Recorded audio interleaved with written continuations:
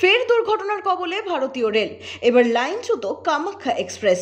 রবিবার উড়িষ্যার মাঙ্গুলি হল্টের কাছে চৌতার অঞ্চলে লাইনচ্যুত হল বেঙ্গালুরু কামাখ্যা সুপারফাস্ট এক্সপ্রেসের 11টি কামরা।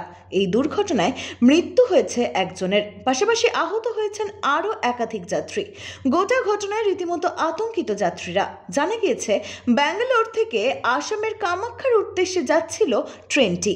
দুপুর 12টা নাগাদ উড়িষ্যার কটকে মাঙ্গুলি হল্টের কাছে চৌদার অঞ্চলে বিকট আওয়াজ শোনা যায়। এরপরই বন্ধ হয়ে যায় ট্রেন। আতঙ্কে ট্রেন থেকে লাফিয়ে নেমে আসেন যাত্রীরা। দেখা যায়, দুর্ঘটনার জেরে ট্রেনের 11টি কামরা লাইনচ্যুত হয়েছে। দুর্ঘটনার জেরে আপাতত ওই রুটের সমস্ত ট্রেন বন্ধ রাখা হয়েছে। খবর পেয়ে তড়িঘড়ি ঘটনাস্থলে উপস্থিত হয়েছেন রেল আধিকারিক ও পুলিশ। যত দ্রুত সম্ভব ক্ষতিগ্রস্ত কামরাগুলিকে সরানোর চেষ্টা চলছে। জানা গিয়েছে, দুর্ঘটনার সময় ট্রেনের গতি কম ছিল, না হলে প্রচুর প্রাণহানির ঘটনা ঘটত। ট্রেন দুর্ঘটনায় মৃত যুবক বাংলার আলিপুরের বাসিন্দা বলে জানা গিয়েছে।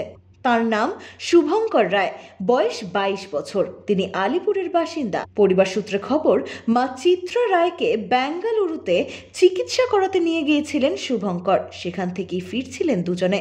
দুর্ঘটনায় শুভঙ্করের মৃত্যু হলেও তার মা অক্ষতই রয়েছেন। ব্যুরো রিপোর্ট, এক্সপোজ বার্তা।